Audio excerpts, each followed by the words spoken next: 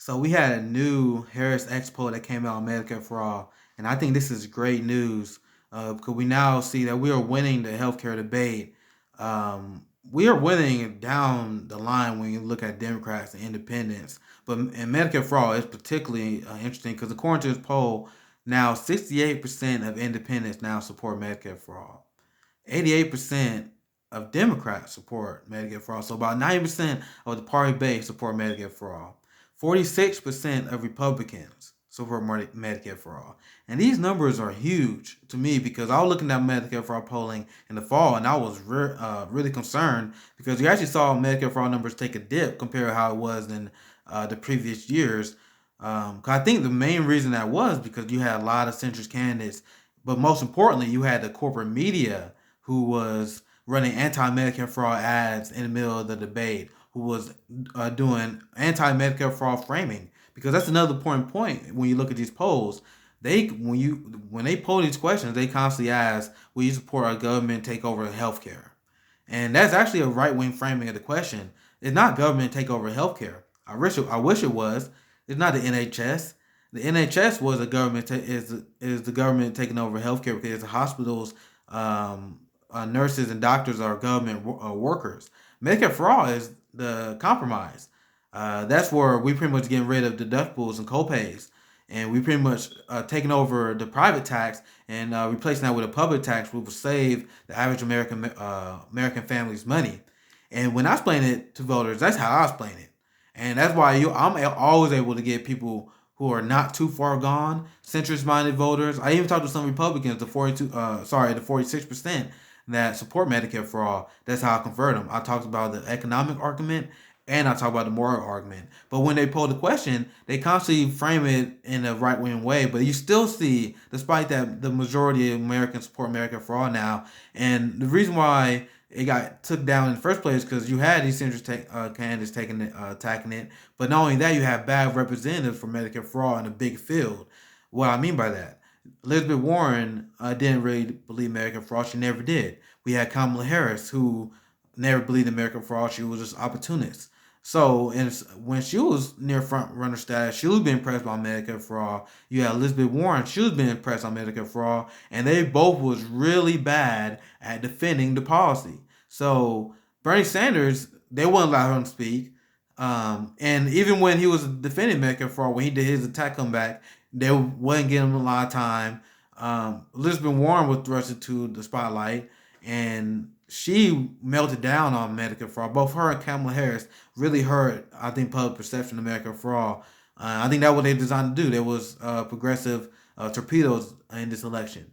But then what happened was the field narrowed, and you had Bernie Sanders able to go one on one with Pete Buttigieg, go one on one with Joe Biden, go one on one with Michael Bloomberg, and that was, I think that helped Medicare for all once again, especially from Republicans when you have Bernie Sanders in the Fox News town hall, who was able to get a Fox News audience able to chant, they support healthcare as a human right. They support eliminating the private tax gift for a public tax. So how was Joe Biden able to pull this off, even though the vast majority of Democrats support Medicare for all? The answer is obvious. Something I've been saying for a while. Our biggest threat as progressives is two things: money in politics and corporate media. Of course, these two things are connected. Money in politics is the reason why corporate media is bad as it is. But as much as you have politics being influenced by corporate influence, the media ability to frame the issues is killing us because we have Joe Biden, a guy who said he would veto Medicare for all in a pandemic, even though 46% of Republicans support Medicare for all. He said he would veto Medicare for all in a pandemic. And this is the guy that a lot of people rally behind because guys like Jim Clyburn gave his endorsement right before South Carolina. And exit polls show that a lot of the voters was influenced by Jim Clyburn. They're influenced by they said that they want one of their biggest priorities was someone who was electable, and you have months and months of corporate media saying that Joe Biden is the most electable and Bernie Sanders is not the most electable. So we had an election that was completely hijacked by corporate media, Democratic operatives. They are our biggest threat, And I think it's ridiculous the idea of forming a coalition with these people because our idea, I think pushing Medicare for all as our litmus test is not even unreasonable. It's not even an unreasonable idea because 68% of Americans will be saved each year. Sorry, 68,000 Americans will save each year because of Medicare for all. So imagine the numbers once again if the polls were framed that way. Imagine if you had a poll that was framed 68% 68,000 Americans die each year because of lack of health care. We support a Medicare for all single payer system that studies show will save those lives. For example, I mean, I guess that's a little biased, but let's say, let's do another one. Let's say studies show that Medicare for all would saves money and it would be a tax cut. Will you support a Medicare for all single payer system?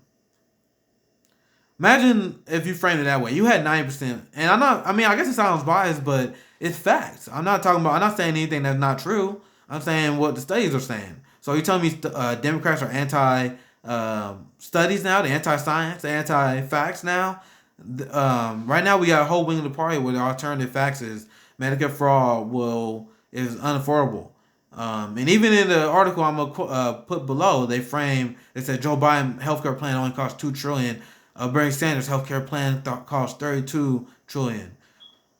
They're leaving out the fact that Bernie Sanders plan saves more money, and they not adding on the existing healthcare costs on Joe Biden plan as well, because Joe Biden is not getting rid of the for-profit middleman healthcare system. So we have a system where Republican voters are more open-minded to healthcare and more left-wing than Joe Biden and Nancy Pelosi and Democratic Party.